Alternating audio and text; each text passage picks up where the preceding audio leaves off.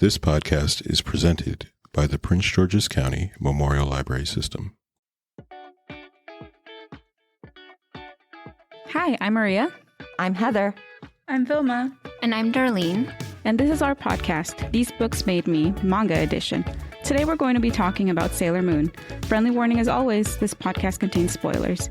If you don't yet know Chibi Chibi's true identity, continue at your own risk. Naoko Takeuchi, the creator of Sailor Moon, once said, "Heroes of justice tend to come from a specific type, but I wanted to make her unconventional.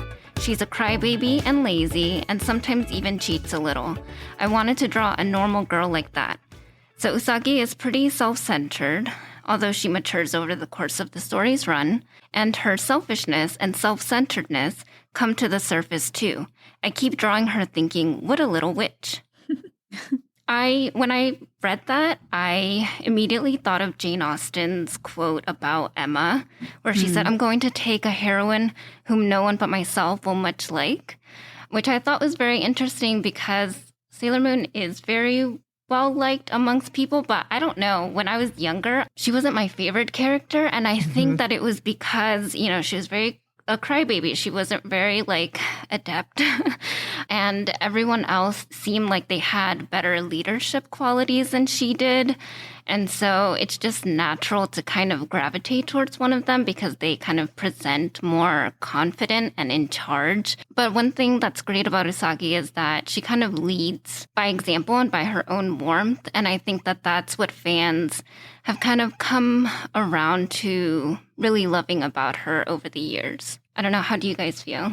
I love the Emma quote. I think that's so great because it's really true. Especially at the beginning, I don't think Usagi is the character that anyone identifies with, right? I mean, she really struggles. It's a struggle for her. She's constantly crying. She constantly is like, I don't want to do this. We talked about sort of the reluctant heroine aspect, but it is sort of a coming of age story for her because we watch her mature. We watch her sort of grow into her powers. We watch her eventually, learn to, I guess, embrace her role. But then that also does bring up with the other characters, why do they follow her? And this idea of how much of it is choice, how much of it is that they're just kind of accepting their fate or their destiny to be in that role to her as the leader. There's a lot to explore with Usagi's leadership qualities. What do you all think? Yeah, Usagi definitely she was not the heroine I was looking for when I was younger.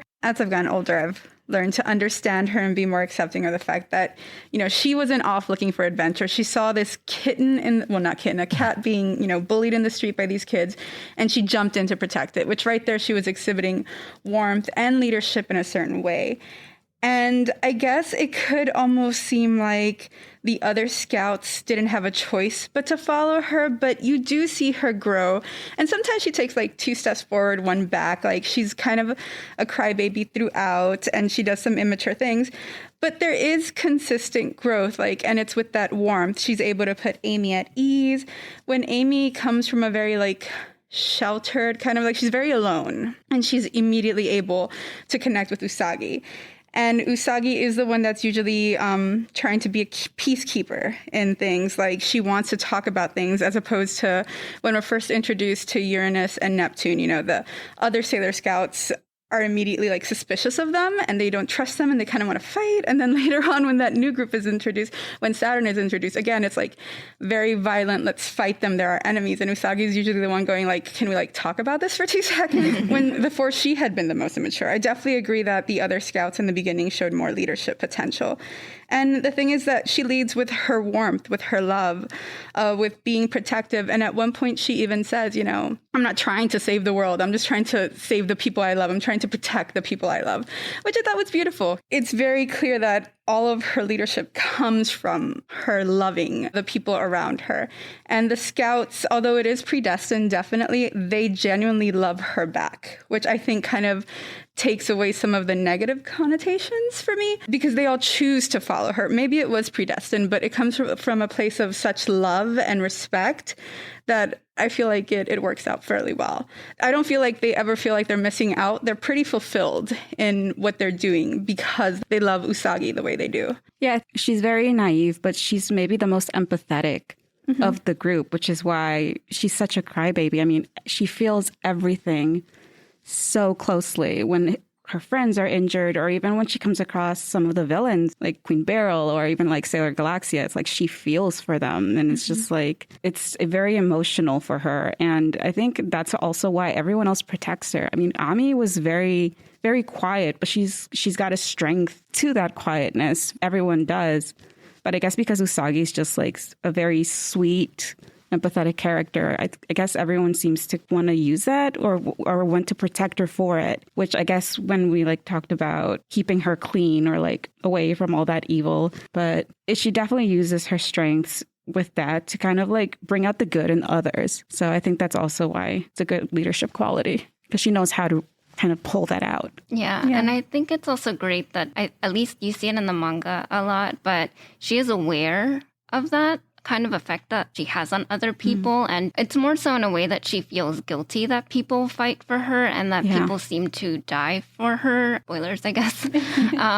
But that kind of self-awareness, I think, also detracts from it being such a like negative image in your mind. I think I also thought that it was really interesting that the creator kind of used a lot of her negative qualities as parts of her power. Like, I think in the beginning, when she really was struggling with everything, her cry in itself was like a power move, which I thought was really interesting and sort of like empowering these really like negative traits that people have with like teenage girls or like youthfulness in general, like crying. Because we did have that whole discussion about how people want to protect her from these things. There was that point where Tuxedo Mask or Mamoru didn't want to like burden her with what he was going through, because he didn't want to put more on her. And I remember that was like the tension that it created as well. So I don't know that I always liked it, because I sometimes felt like that tension was kind of unwarranted. Because they could just be like open and honest with each other. Like, what would her knowing about what was like, it's going on regardless. Like, she's going to have to deal with it anyway. And yet they like would keep things from her in protecting her. I think they're also protecting that vision of the future and that peace.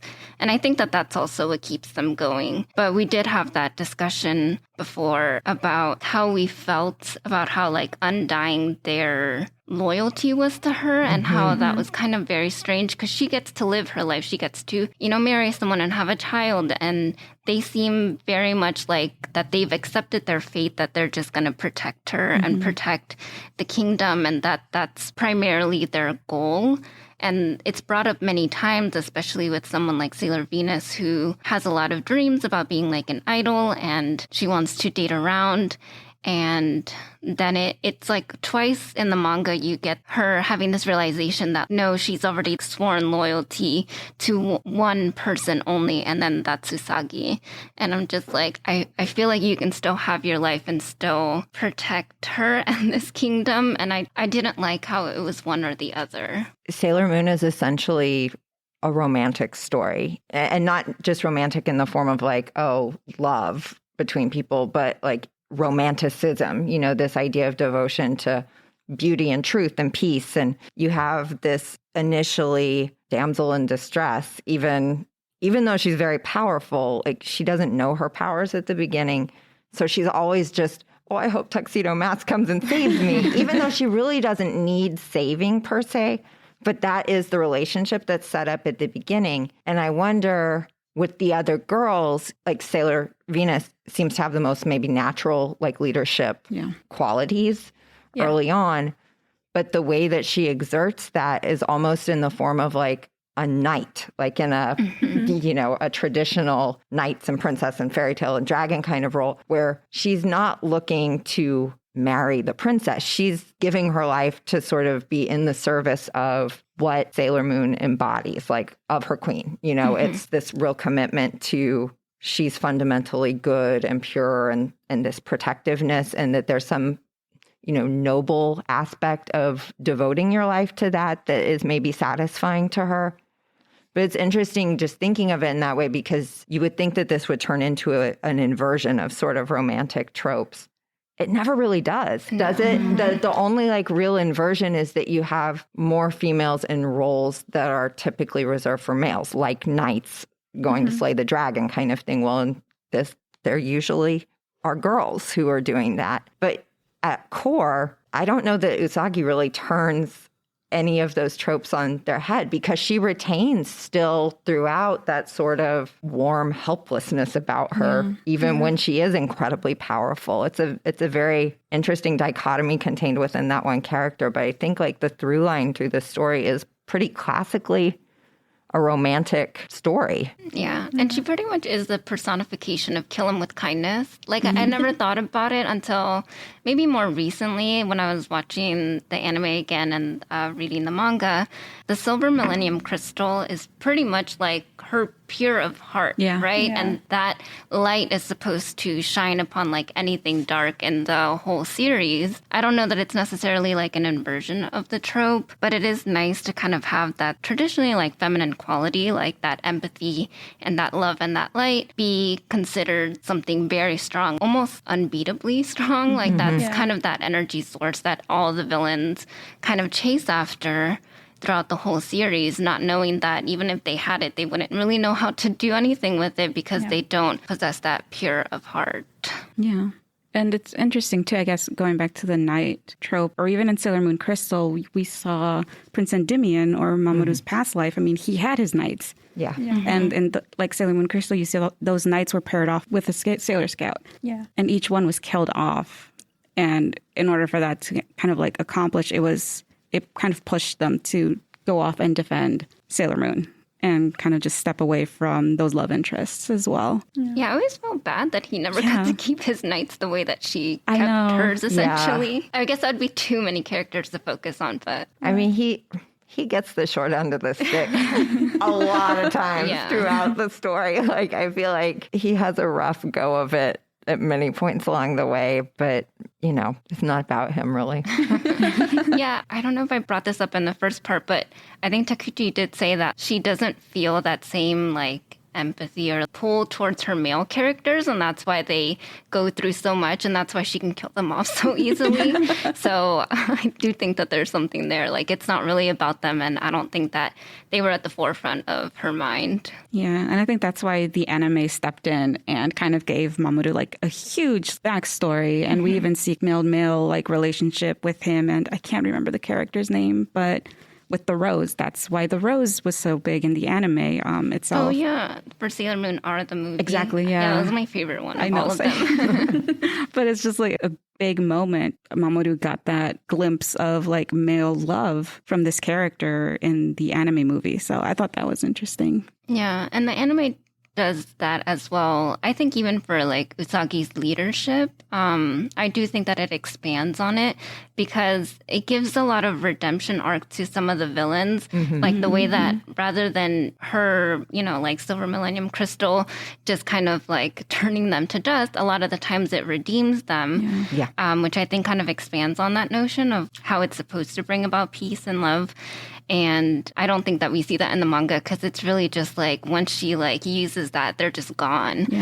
So 100% like great in terms of killing off her villains, but it's not really that much of a redemptive story the way that it is in the anime. Yeah, Mamoru's Four Knights, I think we see them like twice more, and one of those is in a flashback.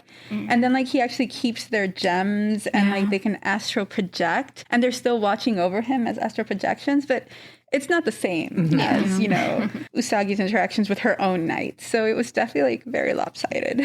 I guess that makes it a little harder to swallow what Mamoru says to her about how she'll end up outliving them. Oh, yeah. Yeah. Yeah. It's that whole conversation. Back to the downer again. Okay, so that was super sad because at the end, once we find out who Chibi Chibi is, we find out that it's Sailor Moon from the future, beyond what we'd already seen her in the future. And the fact that she's there with them and has to take inspiration from her younger teenage self, given the fact that all of Usagi's power seems to come from her love and her relationships, the fact that she couldn't find that in her time and had to go to the past kind of implies that she didn't have anybody at that time to take strength from and to want to protect, which is why she was in the past. And that was just, it seems so very sad, because in the last line of the manga, Mamoru does give that kind of very negative, very kind of heartbreaking foreshadowing where he's like, you know, you'll outlive us all. I don't remember the wording exactly, but it did imply that she would continue long after all the rest of them had died. And with Usagi, whose relationships are so important to her, it just felt like such a tragic ending to me. Like, as soon as I read that, I was like, what? There's another chapter, right? What is this? No, I don't like this. Yeah, maybe I read too much into it. I'm hoping I read too much into it, but that's kind of like where it ended off in my mind. And that was kind of a bit of a downer. I think that interpretation is accurate to well, and I think also, but that's a very classic fantasy trope as well, right? Yeah. You have this sort of romanticized notion of the person that outlives everyone else, and there is sort of like a loneliness to the hero's journey. Like you get that a lot in Tolkien. And Merlin also in the Arthurian legends. Yeah. Merlin's the last one left. Where it's just this idea of this person loves across time and across like the boundaries of, you know, whatever the impediments are. But ultimately at the end, they're alone, like, because the person with that amount of power just kind of keeps going on and everyone else sort of falls by the wayside. I don't know. It's a very like Arwen from Lord of the Rings kind of example. And it's not a like nice, happy ever after bow to put on things at all. I wonder about that choice too. And I mean, in a way, you could almost find hope in that, because in that final arc, she was alone for a huge portion of it. And in that final fight, she was alone, which we had not seen before. She always had somebody there, if not to, you know, physically fight with her, then to give her the emotional strength that she needed. That final fight was, you know, her alone, and then it's implied that she's going to be alone in the future, but that doesn't mean she will always be alone. Like, that's kind of a different way I started thinking about it. Maybe now that she's kind of taken strength from her younger self, she can go to the future and try to build new relationships, or I don't know, Sailor Moon's all about reincarnation. Maybe he'll be reincarnated again, who knows. But I was trying to think of how it wouldn't end too heartbreakingly, and I was like, okay, because there is loss in real life, and if she could just learn to move forward from that, it wouldn't be the tragic, she's all alone and heartbroken in the future. That's kind of how I started thinking about it, just to try to make myself feel a little better about it. We now know that she can fight alone. She can defeat these huge odds by herself. She has that strength. I guess it would be, how can she handle her personal life? Can she move forward? Which we will not know, because I'm pretty sure she's not going to keep writing these. But it's an interesting way to look forward. And of course, there's always like the fan art and fan doujinshi. I should probably start looking those up, see what other people have said. Like, fan interpretations are really half of the fun with Sailor Moon, I think. Yeah. So there's a lot out there. Yeah, and the anime, I think, does a really visual interpretation of kind of the fact that she, like you said, she had those relationships along the way, and she's kind of taken strength from that. And so even if they're gone, they kind of still exist within her. Yeah. And it's kind of sort of that same, you know, the same concept as like grief being like love persevering, right? So the fact that they may be gone, but they've still given her so much that she still kind of retains all of their love and all the love for them and all their love for her within her. And I guess that might give her some strength. And maybe that's something that she had forgotten and needed to be reminded of. Yeah. Guys, I'm going to cry, I think. This week, we're going to play a game courtesy of UQuiz. Let's find out which Sailor Moon character we are. Okay, for question 1, imagine a mysterious cat with a glowing crescent moon on her forehead follows you down the road. You turn towards her, and she begins to talk of the apocalypse to come and insists it is your duty to save the world. What do you do, ladies? Okay, we'll just read the answers we picked because there's so many answers for every question on this quiz, because they really are, I think, trying to capture a whole lot of the characters. I'm going to go with, I straighten my posture. I say, oh, is it my time to shine? Finally, have I finally been chosen? If this is my burden to bear, then I shall bear it as a hero must. I'm ready. I was born for this. I panic and run home. I yell as I realize the cat is chasing me. Horror music begins to play in my head as I run. I asked the cat where she's from and who she is, because I feel like, if anything, I'll always ask questions. I think I'd take her home to explain herself. Be like, let's go to my house and have some tea and talk about this, okay? Okay, question 2. In the local bookstore, This one's really tough because, well, okay, we all work in a library, so I feel like bookstores are already like just crises of what to choose for us. I think I would pick the volume of poetry that I know will deeply move me and carry it in my purse, rereading it till its spine cracks. I would choose some Pulp Fiction in the sci-fi /horror/thriller genres. It's about the excitement of it all. That's a good one too, though. I was like, I think I'm going to go for that one. I think I'm going to be the odd one out and just go to stationery.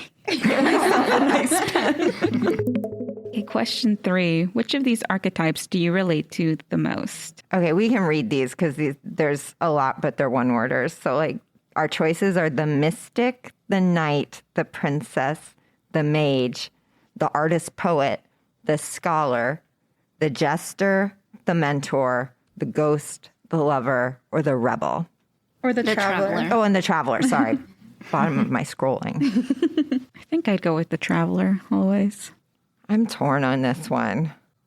Yeah, there's so many good ones. Yeah. There are. I'm thinking the mystic. I'll go with the mystic. I'll go with the mage. All right, I think I'm going to go with the princess. Okay, question 4. You're sitting down at a concert and the people in the chairs in front of you keep taking selfies, which you feature in the background of. What do you do? I'm looking down. I feel very awkward and try to look busy looking down at my phone.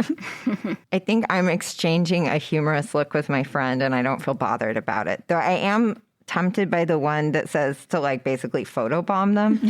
But I was deterred by everyone's a potential friend after all and striking up a conversation with them because I think I would just photobomb them and not like talk to them. Yeah, that option's not up, but that's But the it's one not I there. picked. So I'll just laugh about it with my friend. Yeah. I think I would feel very awkward and try to look busy looking down at my phone also. Yeah, I think I would exchange a humorous look with my friend and not feel too bothered by it. Okay, question 5. Which of these ideas about apocalypses resonate with you? These are all really good. I kind of like we deserve a soft epilogue, my love. Yeah, I like that one. But because I'm a chicken, I'll probably just go, don't wake me for the end of the world unless it has very good special effects. I love that one. I'm torn between sure everything is ending, but not yet. And we stared into the face of death and death blinked first. Those are both good. All of these are actually really good. Yeah. Yeah, and they're quotes. I'm wondering where they're from. Yeah, me too. I have heard the languages of the apocalypse, and now I shall embrace the silence. Yeah, that one's good too. Okay, I guess I'll do sure everything is ending, but not yet. I'll go with we deserve a soft epilogue. Question 6. You try something you've never tried before and you're not very good at it the first time or the second or third times.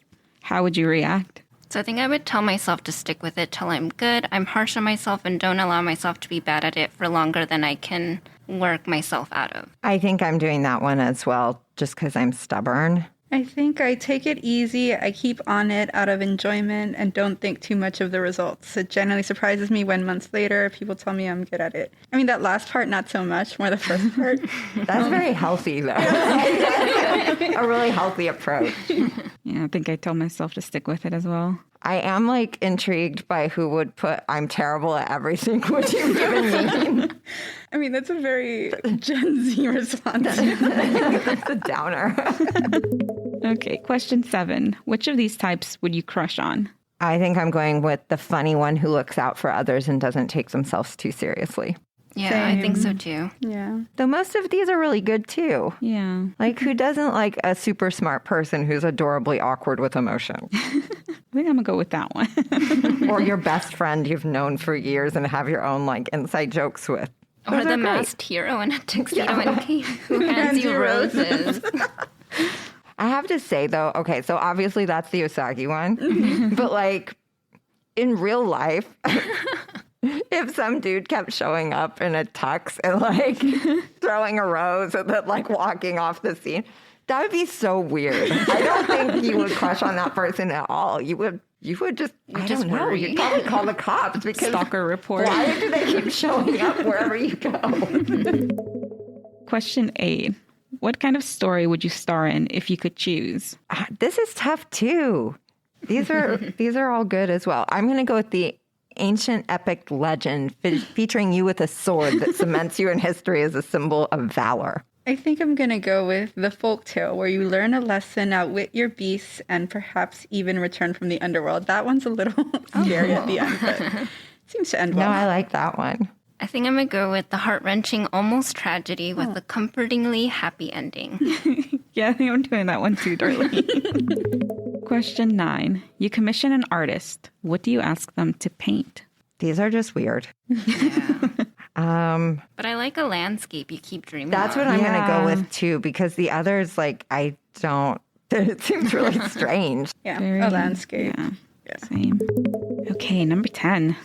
Choose a concept to be the face of. Oh, these are all really good too. Oh, yeah. These are all one-worders, too. So we have time, honor, love, valor, fate, beauty, comfort, strength, wisdom, creativity, and mirth. I think, as the Ravenclaw that I am, I'm going to choose wisdom. Nice. I think I'm going to go with comfort. I'll go full Gryffindor and pick valor. I think I'll go with creativity. Okay, number 11.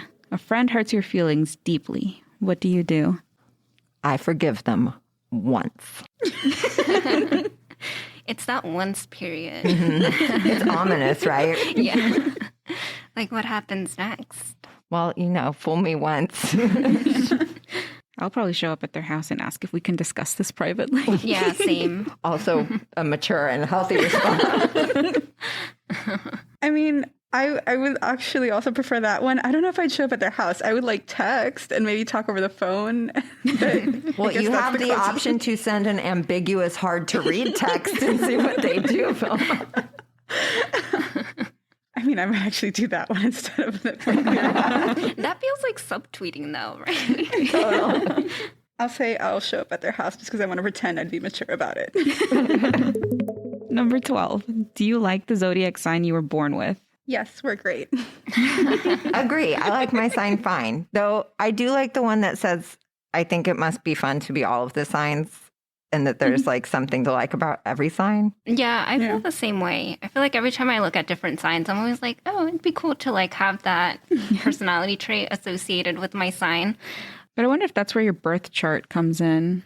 It's just like your rising sign, your moon sign. Unfortunately, my rising and my sun are the same, so I can't even escape it.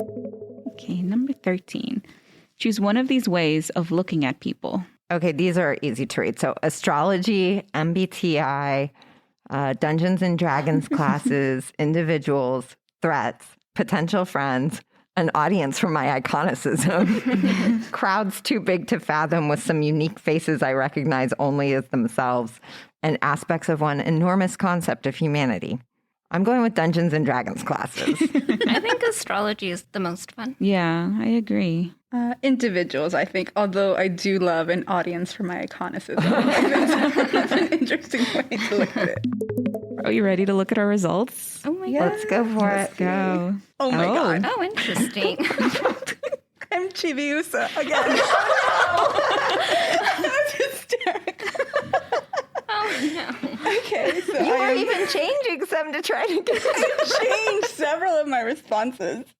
Apparently, this is who I am. All right, so I'm blunt, sharp-tongued, funny, and iconic in an effortless way, very cute, a little bit mean, but forgivably so, easily pleased with presence, simple at heart, a total jock. Just cannot with this quiz. How did you guys do?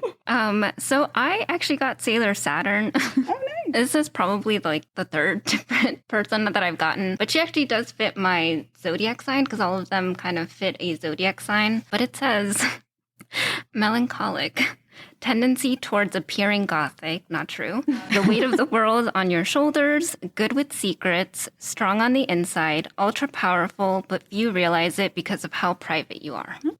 I got the same. Okay, I got Sailor Pluto. Okay. Oh, cool. Lonely, harsh, very stylish, very graceful, willing to look for the good in others, hard on yourself, very powerful, but also silly at unexpected times, good with secrets, the type others look up to. So now I'm curious about, you said each character aligns with the zodiac sign, Darlene. Which ones do they go with? So, you know how like each sign has like a planet ruler? Oh, they match. Yeah, so Leo, I think it would actually be Tuxedo Mask. Tuxedo Mask is the Leo. And someone was like, of course Tuxedo Mask would be the Leo. I mean, showing up in a tux and like rescuing somebody and throwing a flower at them, that is fair. That is a Leo thing to do. Let me see Sailor Pluto, though. Scorpio. I Scorpio. think. Yeah. Okay. And then like Sailor Moon and Sailor Mini Moon, both are Cancer. Yeah, they're both Cancers. Actually, no, this one says that Sailor Mini Moon is a Gemini. That's wrong then. Maybe this is not the most reputable source because I have seen the one where they're both Cancer.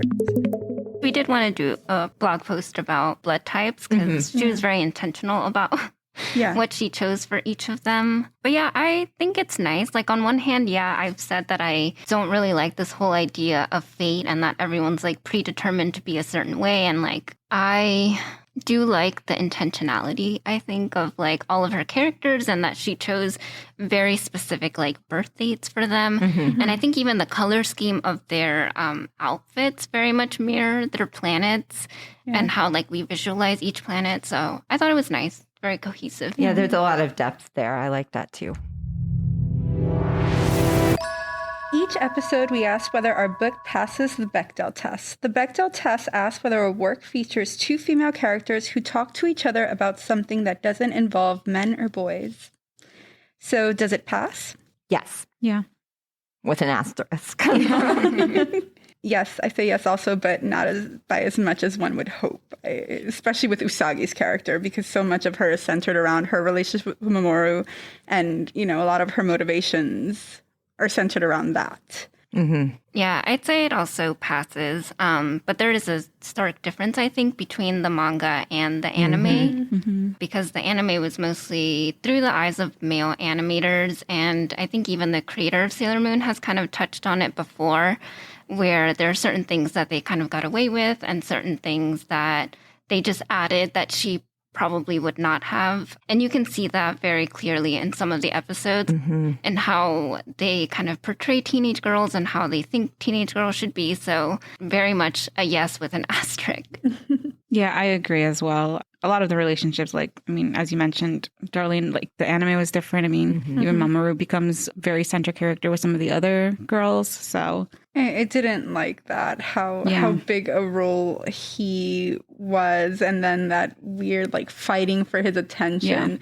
Whereas in the manga, it was very clear very early on, like they were endgame and nobody else even thought of like, no, that was not something it definitely felt like they did it just to create that tension and rivalries, to play up these like traditional female tropes. And I was just kind of like, this is unnecessary. I don't like this. Yeah, well, and I think we talked about how the anime had to fill a lot more time. yeah. There's a lot of filler episodes where they're just kind of cranking out content. But I think it's really telling that for the filler, like where they've diverged from like the main plot, oftentimes those are the most obvious, like, oh, a guy totally wrote this, because it does hinge on a male character, or it hinges on, even if the male character is not a big part of it, they're talking about a male character the whole time, right? Or they're talking about getting with a male character. It's very, very centered on sort of that is the focus for every girl in the series. In those episodes, it's just extreme. Yeah, I found that really annoying because it played up on all of these traditionally teenage girls. Like, this is what teenage girls talk about. It's like, how many teenage girls have you talked to, though? Because this is not what teenage girls talked about. Near the end, I forget which volume it was, but they actually did like 4 chapters of all of the scouts preparing for their exams to get into high school. And I love those 4 chapters. They were hysterical because Mamoru was barely in them. So it was literally just all of them talking with each other and acting the way I know for a fact teenage girls act, because I was a teenage girl. I was like, we need more of this content, you know. Those are fun. Yeah, even in the anime, the original anime with Pluto, we see her and Neo King Endymion. She's obviously very attracted to him, and her being lonely, as Heather pointed out in the exam, in the test, he becomes the center even in the future. Yeah, I mean, he was the only male, so it kind of felt forced, like they had to focus all of their romantic intentions towards him because he was the only male in the group. I mean, the outer planets, honestly, they all had really sad stories. Like, there was a lot of loneliness, being alone. I mean, Saturn's whole thing was that all of the other scouts feared her until the very end because she was supposed to be a world ender or whatever. Spoiler alert. So all of them were so alone, and then they had this one like epitome of male beauty and male wisdom and male whatever, and they all like fell in love with him. I was like, no. Just like, no. It was weird. I didn't like that. Yeah, and I think even things that traditionally we look at as possibly being problematic about it, like the sailor suit and just even like how small it is. I don't know. I think it's really interesting, the juxtaposition between the male and female gaze, because even though Takuchi was the one that drew the Sailor's Guardians, the sailor suit, the idea for it actually came from her male editor. So he was just like, yeah, you can do whatever story you want, but they should be in a sailor suit. And she was like, okay, that's fine. I'm just going to do my own story based on that. And then I think her input was that she really wanted Tuxedo Mask to appear in a tuxedo, which I thought was really interesting because I think on one hand, you have a kind of sexualized like uniform in Japan. And like there are many things written about the sailor suits and usefulness. But I thought it was really interesting that her input was that she really wanted the male protagonist to be in a tuxedo. But yeah, I mean, there are certain things that I do feel like the anime added that just kind of weren't even really necessary. One thing was the skeevy grandpa, Ray's grandpa. And I know that she alludes to it in the manga, but it was just like very, it was kind of glossed over. But I do feel like the anime kind of took it a step further and they had a whole episode on it. And I feel like it was more so played for laughs, like, oh, this is just a facet of his personality, like, whatever. And I know that Ray scolds him, but I still think that the whole episode plays for laughs. And I don't even know how I feel about that. This is terrible behavior. Like, he should stop. He should not be talking to these girls this way. And then also, like, the transformation scene. I know a lot of people talk about it in the anime because they almost kind of present nude and, I mean, with like a lot of different light colors and background changes. But I know that there was like a lot of talk around it at that time. And it's really interesting because I could see it in the manga and not think anything of it. And I feel like it's because I know a woman drew it. Well, in the manga, it's also like a page. Yeah. And I think too. part of it with the anime is it's so prolonged. Yeah. I know some of that's probably just the practical nature of like, hey, I can recycle this stock footage and it kills off this much, time in an episode. And when you're trying to churn out an animated show, you probably love that stuff because it's less work that you have to do in each episode if you can kind of keep going back to that well over and over. But it is long. Like the transformations in the anime take forever. And it's just like she's spinning clearly like in nude silhouette. And I don't know. And the close-up shots of certain things. I'm just like, there's a lot going parts on there. And I think you're right. Like in the manga, it's not as concerning because it's just you hit it and you move on. Like even when Usagi like changes into different costumes, essentially, like when she transforms in the manga, it's like nothing. In the show, it feels so skeevy at times because she's like 14 and then they have this transformation into a like hypersexualized male version of a character. So the flight attendant kind of costume or like even a princess costume. Okay, she turned into a princess, but she also turned into like an extremely voluptuous princess and it's just cleavage everywhere. Yeah. And then the anime does things like showing her in the bath and it feels a lot more centered on that than the manga ever does. Yeah, I don't know. Some of that is just because I think it got away from the female creator and I imagine it would have been very different. But some of it is you're like in it for so long too. Whereas with the manga, you're really more just in the story and you're moving along through it. And the anime, you're just kind of like sitting there like, wow, this is a lot, And it, as an adult, it's disturbing at times. Like, I think the scene with the grandfather, like, it does not play well at all. I think Naru's whole relationship, that is yikes. I mean, there's a lot of things where they are really like focusing on the way that they're presenting the girl, like she's leaning over, she's taking clothing off. There's just a lot there. And you think about, like, again, those are supposed to be 14-year-old girls. Yeah. Ooh. Yeah. Even for male gaze, I feel like it goes a little skeevy. Yeah, I wonder. I mean, I guess that's the thing with the animes, that you kind of live with them in their day-to-day lives a little bit more. And so it just makes that stark difference from them in their school uniform, which is longer and more age appropriate, to the sailor suit, which then you're just like, wow, this is like incredibly short. I think that difference just hits you more once you like see it, because you like literally saw the whole long transformation, and then now you know that like she's bearing a lot more leg, and there's a lot more emphasis on her chest because you know, like the way that her suit is silhouetted. So and in the anime, I feel like the transformation, it makes it like more clear that when they transform, this idealized body happens to them as well. It's not just that the outfit changes, their whole figure transforms each time they do that. And then that also, you know, just from the perspective of, we've kind of talked about with the manga, especially like feeling like this is a real empowerment of femininity, that like you can be strong and be traditionally feminine and into pretty things and girly.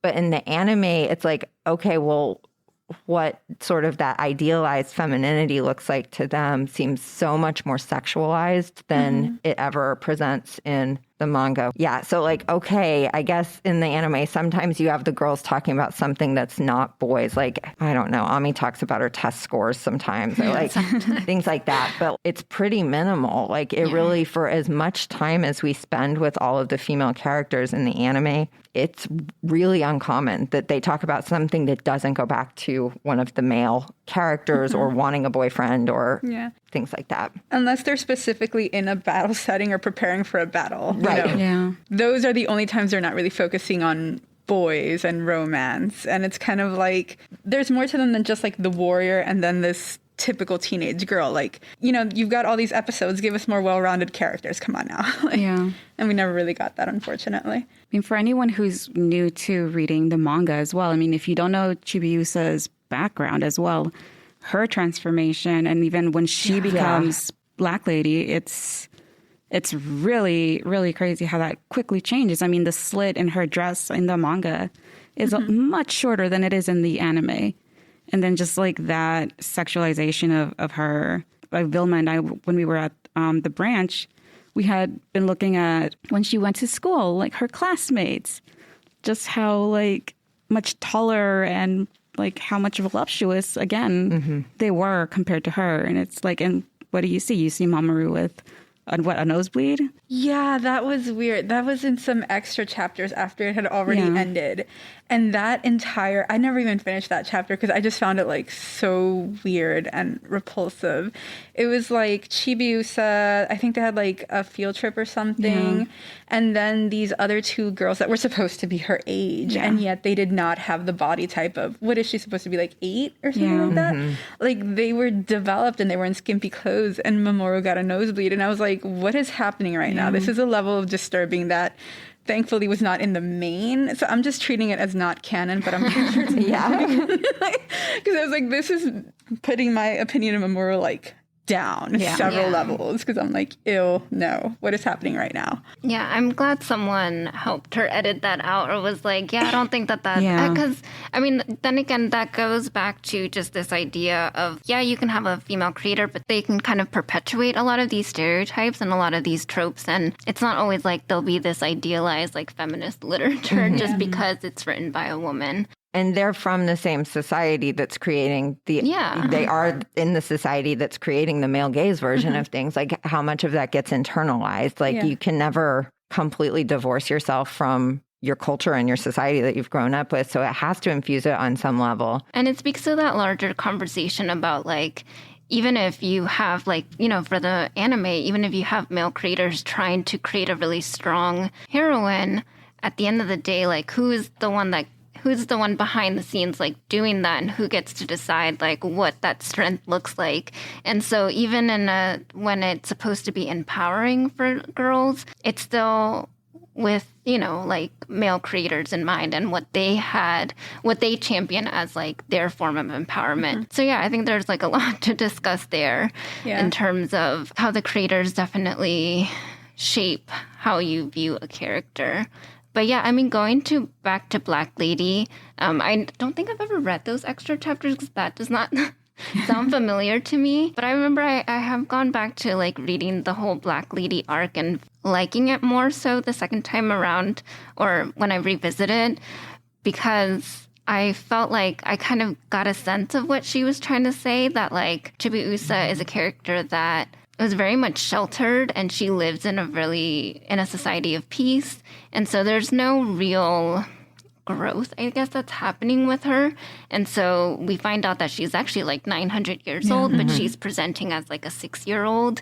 And so she looks very, very young, and she acts very young as well. She's lived a very sheltered life. There's no conflict or anything, and it doesn't even seem like she has any friends. I guess what the villain in that arc kind of exploits is that idea that she feels like she's not being seen by those around her and that she's not being allowed to grow. And so it seems like this sort of twisted, demented like view on this idea that like growth and maturation means growing into your sensuality, and I think that that's why that specific dress was chosen and the way that she looks, that there's something kind of like deep and dark about that, because it was kind of one of her like deep and dark desires. That whole Black Lady arc with Chibiusa's background, actually, it made me feel sorry for her. Like, there's a lot of things about Chibiusa that I have issues with, but that actually made me feel very sorry for her, because you get that she's incredibly lonely. The only people around her are her parents and her parents' friends. As much as she loves them, and we see that she has that bond with Pluto, she's still very lonely. And there is actually a scene where it looks like she's being bullied by other children. So she's experiencing these negative emotions. She doesn't really have people that she can talk to other than Diana the kitten. She doesn't really have her own anything. So there's this repression of all these negative emotions, because it must be hard to sit there and be experiencing these negative things and having these negative emotions when, you know, your mom is the epitome of what it means to be good and peace and right and justice and a woman. And your father is the male version of this. So everything should be perfect, but it's really not. And so you're internalizing and repressing. So it made me understand her character a little more. I mean, I still have a lot of issues with her, but it definitely, that arc made me, you know, feel bad for her. And when you think about it, I forget which villain it was, but they talked about the fact that Sailor Moon and the crystal extending people's lives and everything, it wasn't necessarily good. It wasn't right. It changed what humanity is. Like, I wonder if Chibiusa in a way also represented that, because she didn't get to grow. She got stunted too. And that wasn't necessarily a good thing for her own mental state. That whole thing, just a lot of food for thought there. But going back to the way the girls' bodies were represented, I felt like a lot of it was also the creators, the animators, being very aware of what was expected of them. Like, it felt a lot like fan service in a lot of cases. They were just following tropes that kind of worked on anime across the board, like the pervy old man that is seen in so many different anime and manga. You have at least one of them in Ranma, in Dragon Ball Z. Just, you know, pull one up and odds are there will be a perverted, like the pervy sage in Naruto. It's just this wise old man, but he has this thing, and then he's pervy towards women, but it's funny, ha ha ha, and it's like, it's not, but it's like, that's how it's treated. I think a lot of it was conscious choices that the creators knew, this works, this gets laughed, people like this, and although this is marketed towards girl, if we want to pull in some guys, we should show a little skin. So I guess all of that being said, looking at Sailor Moon as a whole, do we think that it is something we would recommend to girls now? I think I would, but I would also point them in the direction of other more recent manga and anime that I feel handled things better. But I think I would. I mean, it's so iconic. And it was one of the first ones that we had our female leads. I mean, she wasn't a supporting character. She wasn't the love interest. She was the lead. She was the hero. There is no one stronger than her. And it had this group of girls, and they were all the heroes. It was, I don't know, I feel like it's too iconic to not recommend it. Yeah, I mean, I think similarly, I grew up with it. And so I obviously, like, my nostalgia definitely tints how I view it. And I've asked myself this several times because I do see a lot of what is wrong with the representation. It does come from that kind of 90s era of, it was definitely heading in the right direction, but it still had its own problems. I think of, just Buffy and Charmed and all of those. It's kind of like there is feminism there, but it's kind of problematic feminism. You're kind of getting into your own and being able to really tell your stories. But like Heather said, you are still tinged by your own culture and the male gaze as well. I think I would still recommend it, but I mean, one of the things that I really enjoy about consuming any type of media is just reading all of the think pieces about them and like the way that people like think through watching Sailor Moon. I think that would be good supplemental reading because I think that it gives context to a lot of things and helps readers think about certain things in a different light. Yeah, I'm on the same boat. I mean, nostalgia is a huge factor for this, with this for me. I would still recommend it. And readers, the kids are as curious as ever. The perspective that they'll be reading it will be different than ours at the same time because we're reading back and we're adults and it's just like, this should have changed. Yeah, I would still definitely recommend it. It still very much shows a lot of good. Yeah, I think I would for sure recommend the manga. Like, I don't really have many reservations about that. Like, it actually holds up pretty well. I mean, sure, there's some like sort of problematic things. And like even with the female creator, there's some male gaze issues that are just like very common throughout manga and body image issues and things like that. But I think that's just part of the genre to some degree. And so like just going into it and knowing that is part of it and then being able to talk about it. And it's totally iconic. Like, I think that it's, if you like manga at all, this is a must read. And like, it's also, I think, a good starting point for girls that want to get into manga still. The anime, I have really mixed feelings about. Having watched it now, I don't know. I think I could recommend watching it, but with like a whole lot of, hey, just in advance, there's some really problematic things in this, which then I think it would just depend on the age of the person I was recommending it to. Like, I would have no issues recommending it to my oldest daughter because she would just be throughout like, that's gross. Like, that's not acceptable, But then I think she would also find certain things pretty progressive given the time. So like, I think she could get her way through it without internalizing things in a weird way. Like, she's already at that level. But for like a really young girl, maybe with some hand holding, like watching together so that somebody's bringing up like, that's not cool. Like, that's not good at all. So yes, wholeheartedly on the manga for me. Well, that's it for this special episode of These Books Made Me Manga Edition. As always, feel free to drop us a tweet. We're at PGCMLS on Twitter and hashtag These Books Made Me with suggestions for books and manga you'd like to see us cover in the future.